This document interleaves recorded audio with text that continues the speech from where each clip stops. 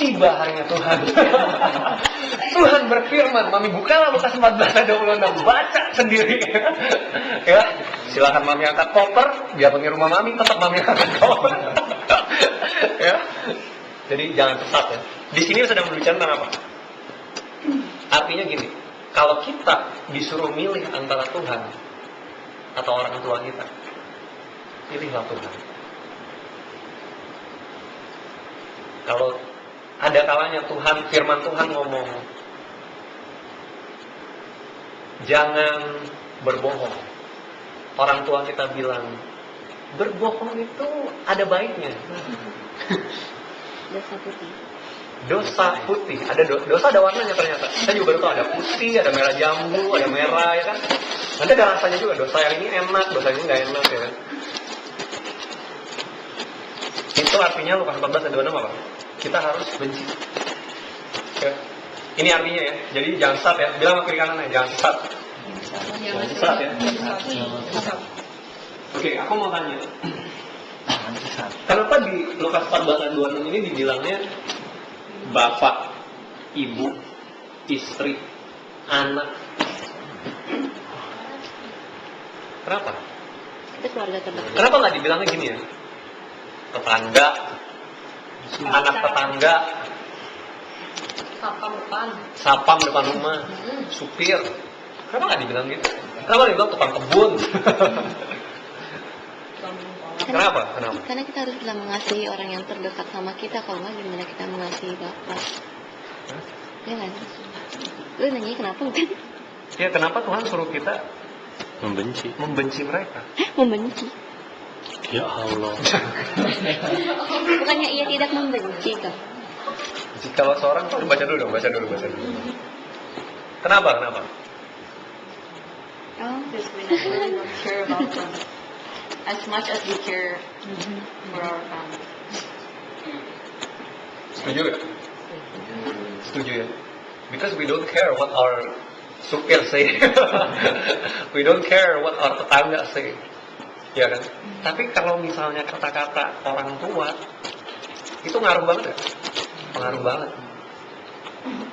Kalau misalnya orang ngatain kita bego, kita udah mati. Lu yang bego. Kan gak boleh mengutuk karena anak Tuhan kan. Apalagi udah singer ya kan. Apalagi udah pendoa, apalagi udah DCL. Oh iya, Tuhan memberkati. Shalom. Haleluya. Dalam hati, ya kan? Tapi coba kalau misalnya papa kita bilang, kita kerja udah setengah mati bantuin dia, terus papa kita cuma gini dong, Shina, nggak usah pakai bego lu, tolol lu, apa cuma kita udah juga ya kan? Ryan misalkan si Ryan sama siapa ya? Ryan misalnya udah kerja capek-capek pulang bantuin usaha orang tua, pulang ke rumah, papa mamanya juga dia denger, dia cerita ke temen, anak lu mah enak, pinter, si Ryan mah cuma gitu doang, padahal nggak dilanjutin. Tapi kita udah berasa banget kan? Benar gak? Right? Tuhan itu tahu banget ya apa yang sulit buat kita. Ya, Tuhan tahu ya. Tuhan itu kadang tahu banget apa yang paling sulit gitu. Terus dia kayak sengaja gitu kan. Masukin di depannya. Ya kan? Kayak sengaja gitu. Suruhnya yang susah-susah. Kenapa nggak yang gampang gitu? Aku mau kasih kalian satu cerita. Aku punya satu teman.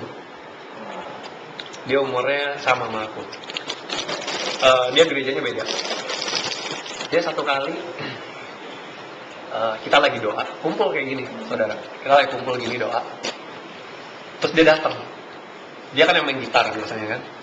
Terus dia datang dengan kaos biasa yang biasa banget lah gitu, nggak sekeren kita ya. Kaos biasa. Datang bawa tas ransel, gede tasnya. Terus udah gitu bawa gitar, ya kan? Terus pakai topi kupluk. Terus datang, begitu sampai dia duduk, Oke, bro.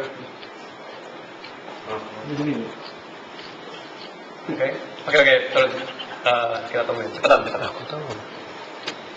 Gue lagi cerita. Jadi saya punya satu temen, ya. Dia datang ke pertemuan doa gini satu kali. Dia udah biasa doa sama kita, anak Tuhan. Dia tiba-tiba datang, bawa gitar, bawa tas ransel besar, terus pakai topi kupluk, datang duduk. Terus kita bingung, kok dia senyum-senyum. Terus dia datang telat, terus kita tanya, bro, kok lu telat? Enggak apa-apa. Yuk, doa yuk, doa. Haleluya, hosana, nyanyi kan? Nyanyi, doa, bagi firman, share, udah selesai semua, udah doa Tuhan semua, udah selesai, oke. Yuk kita mau pulang. Terus dia langsung senyum-senyum, dia bilang gini, bro, gue hari ini nginep rumah lu ya. Kenapa? Gue diusir sama orang tua gue. Kenapa? Iya, habis gue ke gereja terus, gue ikut Tuhan, dia gak suka. Gue udah dibilang, lu mau jadi anak papi, lu jangan ke gereja lagi. Lu masih mau kerja sama papi, dia bisnisnya gede, guys. Lu jangan ikut Tuhan lagi. Terus gimana? Ya udah, gue pergi dari rumah. Dia pergi, saudara. Nggak dibilang apa-apanya. Kalau misalnya kamu masih mau tinggal di sini, kamu jangan ikut Tuhan lagi. Apa yang dia pilih, dia pergi. Dan pas dia datang, dia duduk, dia ketawa-ketawa aja santai-santai. Terus saya waktu ngeliat dia, kita semua satu ruangan hening. Gak ada yang ketawa lagi, tiba-tiba semua diem. Ada yang matanya sudah berkaca-kaca. Ya cewek ya, udah berkaca-kaca. Kita yang cowok-cowok udah hampir berkaca-kaca, tapi juga gak berani, malu kan. Gengsi dong, laki-laki. Tapi tahu ya, saya mau kasih tahu, itulah anak Tuhan yang radikal. Dan hari ini, saya rasa jarang ada anak Tuhan yang gitu. Hari ini pertanyaan saya, saudara, gini. Coba tanya ke diri kalian, saya ini radikal nggak sih ke Tuhan? Pilihannya cuma dua. Kalau jawabannya enggak, berarti kita mediocre. Biasa banget. Kita nggak ada bedanya sama dunia. Mungkin ya Betty lah, beda-beda tipis. You know? Beda tipis, nggak ada bedanya. Orang ngelihat, misalkan ngelihat Unique sama orang dunia, ada bedanya nggak? Atau beda tipis? Ngelihat Linda sama, pokoknya anak Tuhan juga ya. Susah ya. Linda kerja di Sinar sama colleagues yang lain, ada bedanya nggak? Bosnya bisa ngeliat bedanya? Saya pun bertanya, gue ada bedanya kan? Beda. Ya. Hari ini kita perlu nanya guys, sama hidup kita. Am I radical? Aku ini radikal nggak betul? Atau kita ini mediocre? Ya. Oke, jadi yang pertama apa? Anak Tuhan yang radikal, dia memilih Tuhan Yesus, ya, dibanding apapun atau siapapun. Saya kerja udah 7 tahun sama papa saya. It is a very very challenging job. Menurut gua, the challenging job, gua suka cerita kadang kan. Ada beberapa di sini gua pernah kayak cerita gitu ya.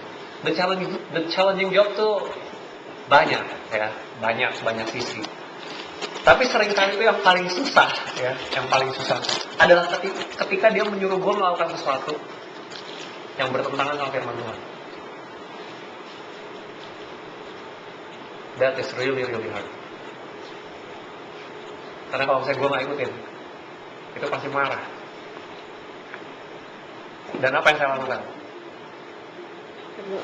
Apa yang saya lakukan? Ya tetap lakukan apa yang Tuhan mau.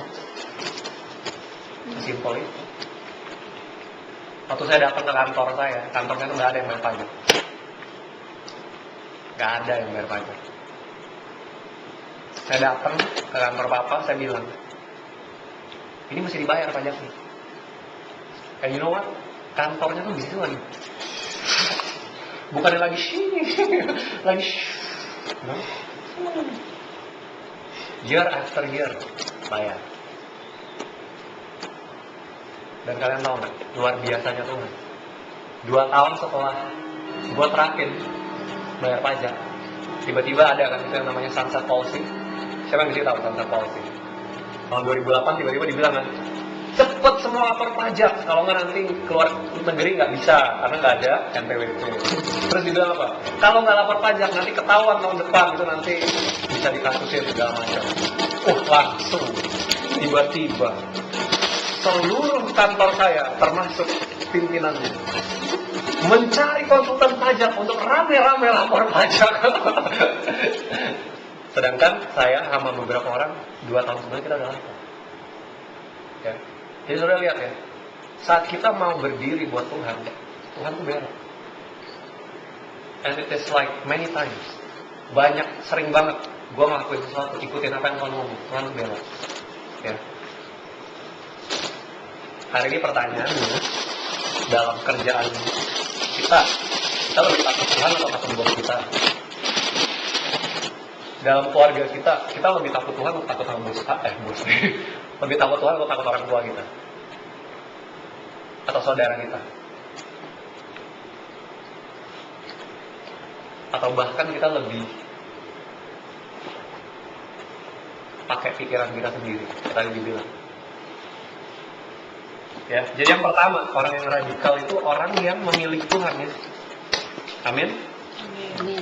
Bilang sama kiri kanannya, pilih Tuhan Yesus. Coret yang tidak perlu. Coret yang tidak. Lingkari yang benar.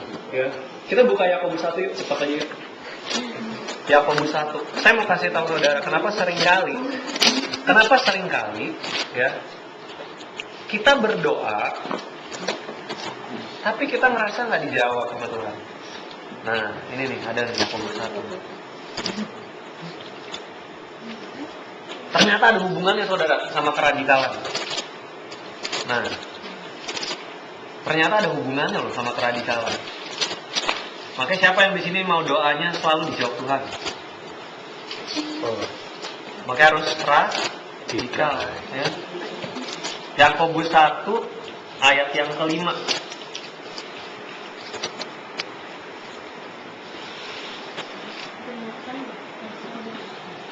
Ya.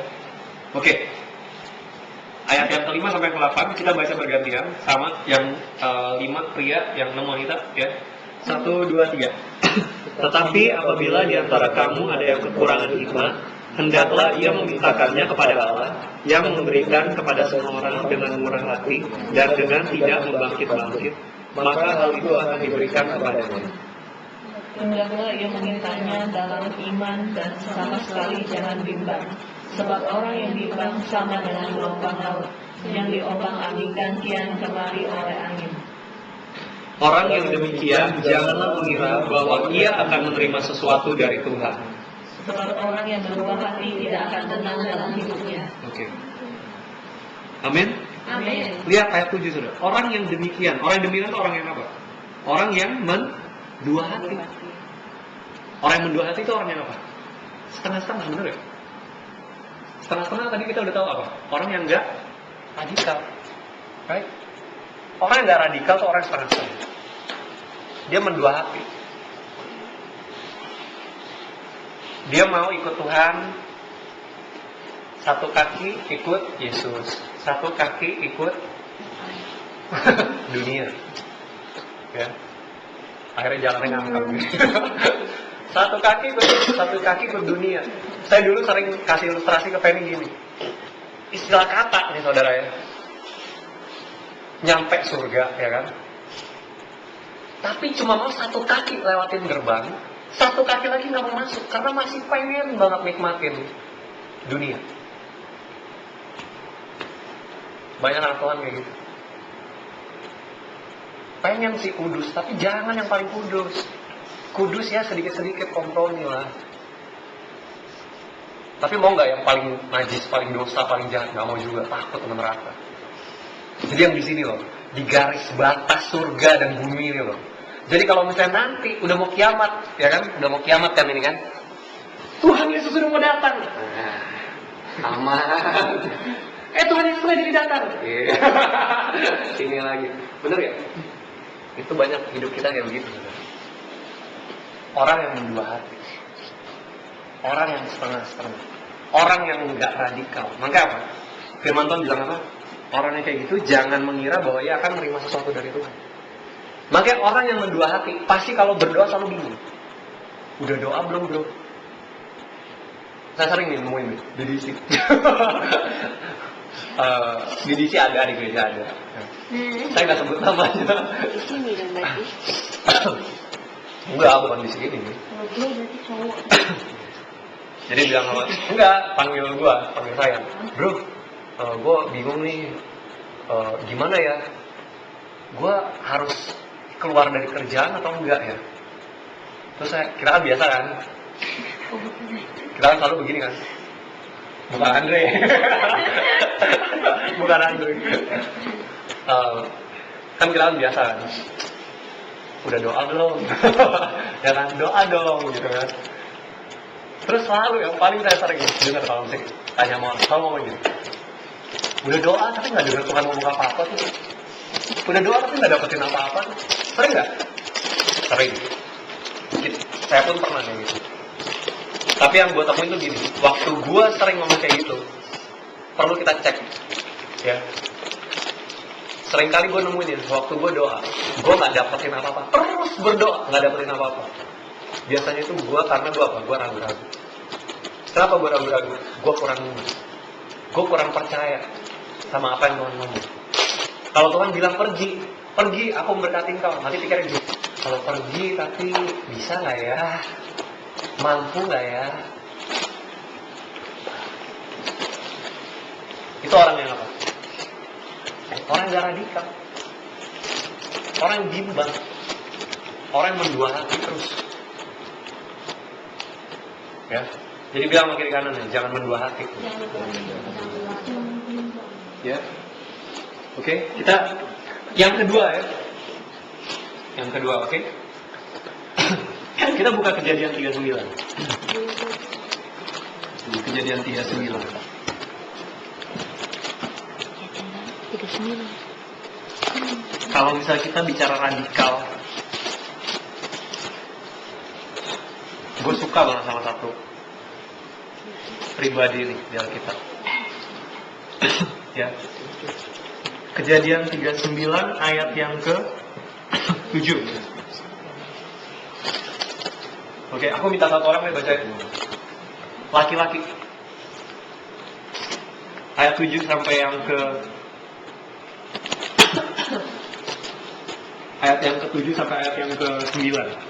Sampai ayat yang ke-10. Satu orang? Lagi-lagi? Adapun Yusuf itu manis sikapnya dan elok parasnya. Selang beberapa waktu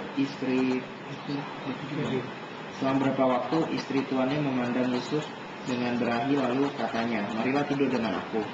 Tapi Yusuf menolak dan berkata kepada istri tuannya itu, dengan bantuanku tuanku ini tidak lagi mengatur apa yang ada di rumah ini, dan ia telah menyerahkan segala miliknya pada kekuasaanku. Bahkan di rumah ini ia tidak lebih besar kuasanya daripadaku, dan tiada yang tidak diserahkannya kepadaku selain daripada engkau, sebab engkau istrinya. Bagaimanakah mungkin aku melakukan kejahatan yang besar ini dan berbuat dosa terhadap Allah? Walaupun pada hari ke hari perempuan itu membujuk Yusuf tidak mendengarkan bujukannya itu untuk tidur di sisinya dan bersetubuh dengan dia. Lihat ayat yang kita udah tahu lah ya, saya nggak baca itu begitu panjang lebar ceritanya, kalian udah tahu ya.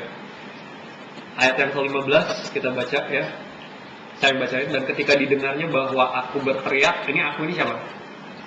Istrinya Potifar ya, berteriak sekeras-kerasnya, ditinggalkannya bajunya kepadaku, lalu ia lari keluar. Ya. Terus di ayat, anyway kita tahu ceritanya. Ya, Yusuf itu seorang apa? Yusuf itu seorang apa? Hamba, ya benar. Ya, kepala rumah tangga benar. Terus, tapi yang paling penting dalam cerita ini, Yusuf adalah seorang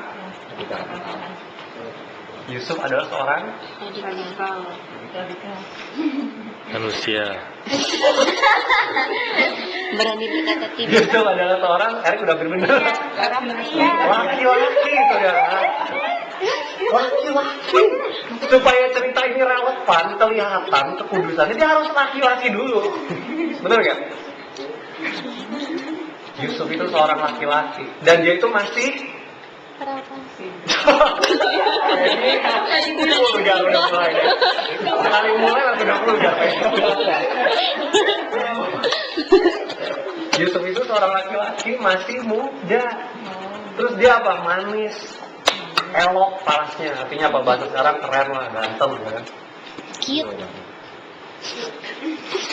Yang naksir dia siapa? Istri tuannya, Potifar. Potifar itu wanita apa? Tante-tante. Ya bener juga sih. Bener juga sih. Jadi the moral of the story is jangan deket tante-tante. Tapi kalau misalnya, Yuni Syara masih. tapi aku mau tanya. Kalau istri Potifar, istri orang kaya kan? Kira-kira cantik gak? Cantik. Cantik lah. Ya kan? Terawat. Oke gak? Oke, terawat, ya kan? Wangi gak kira-kira? Atau bau badan? Wangi dong. Keren banget kan? Dan yang dahsyatnya ya, nih, para pria dengar. Yusuf itu dicobai, wanita juga dengar. Yusuf itu digoda, dirayu, bukannya satu kali. Firman Tuhan bilang apa? Hari demi hari. Hari demi hari. Bayangin. Wait, could it be that he's gay? At the end kan dia punya wife. Dia punya istri. Oke. Hari demi hari ya. Itu udah dijawab ya sini. Hari demi hari. Oke, karena ini direkam for the record, Yusuf is not gay. Itu penting ya. Hari demi hari ya. Hari ini anak-anak Tuhan laki-laki coba kalau digoda hari demi hari. Ya. Coba aja. Kira-kira jatuh atau bertahan ya kira-kira?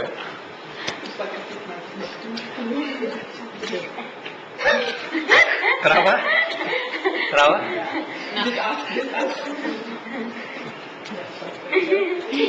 Siapa yang membunuh? Menurut saya ya paling mudah itu. Menurut saya paling mudah itu ya. Salah satu ujian Mau dicoba pria, nggak? salah satu ujian laki-laki itu perempuan, ya, kekudusan, ya. Maka saya suka banget cerita Yusuf, ya. Yusuf itu membuktikan kualitas hidup dia jauh sebelum dia tuh jadi perdana menteri bangsa Mesir, ya. Oh no, itu dia di-recognize, dia di-promote waktu itu. Tapi quality hidupnya itu dari long before that. Udah ketahuan Yusuf itu kualitas hidupnya gimana? Radikal sama Tuhan. Ya. Wanita kalau cari suami, carilah yang kayak Yusuf. Amin. Amin. Ya. Tapi that is not the measure bagaimana Yusuf itu radikal. Ya. Itu belum sepenuhnya. Apa measure-nya? Yusuf itu radikal. Yusuf itu difitnah dan dia di penjara. Untuk apa? Untuk kebenaran. Kalau kita disanjung, kita dipuji, kita dihormatin karena melakukan sesuatu yang benar, itu wajar, benar ya? Tapi untuk kita menderita untuk sesuatu yang benar, nah itu radikal. Amin. Menderita untuk sesuatu yang benar. Kita kadang-kadang ikut Tuhan, kurang ajar, gue udah melakukan ini untuk dia. Ternyata dia begitu doang. Kita menuntut. Kita menderita sedikit aja udah komplain. Kita baru bayar harga sedikit aja udah komplain, marah. Tapi lihat Yusuf.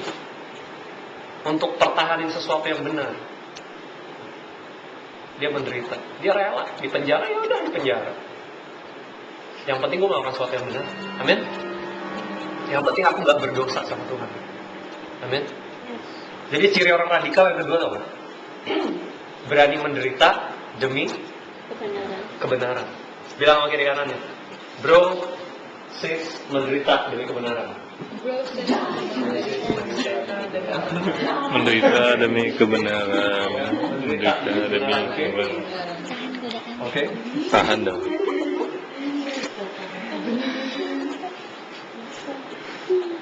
My second question to you, seberapa jauh saudara rela menderita demi kebenaran? Ya? Seberapa jauh saudara rela menderita demi kebenaran?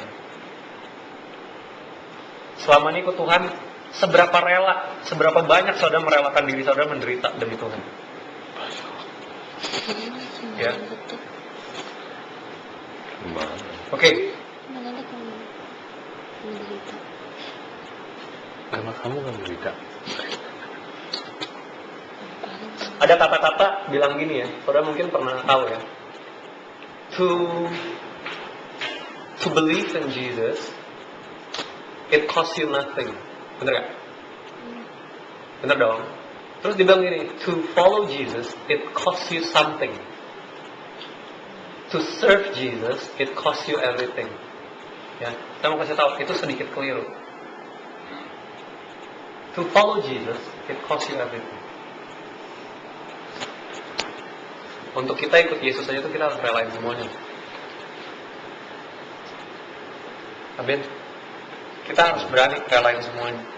Relain apa? Relain uang kita.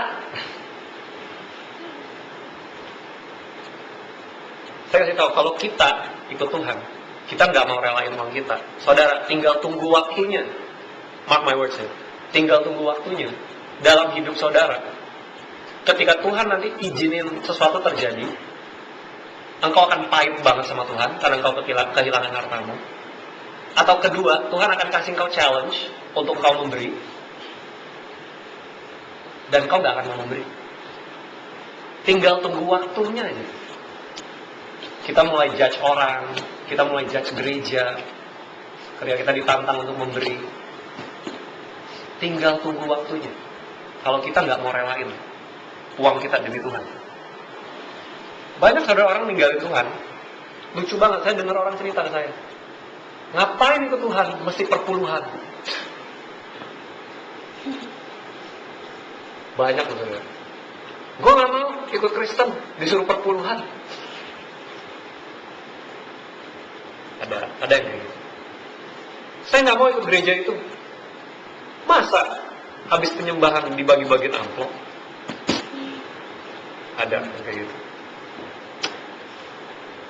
Di Alkitab juga dibilang, ada satu cerita apa? Satu orang anak muda yang kaya, dia mau ikut Yesus. Yesus bilang, hormati orang tuamu. Terus apa lagi? Jangan membunuh, jangan mencuri, jangan berzina. Terus dia bilang apa sama Tuhan? Tuhan, dari usia mudaku aku sudah melakukan semuanya itu. Terus Tuhan bilang, kalau gitu hanya satu yang kurang. Jualah segala harta milikmu dan kembalilah kemari dan ikutlah aku. Terus anak muda ini bilang apa? Dia nggak ngomong apa-apa lagi. Dia langsung balik badan. Dia langsung pergi dari Yesus dengan hati yang sedih. Karena apa? Banyak hartanya.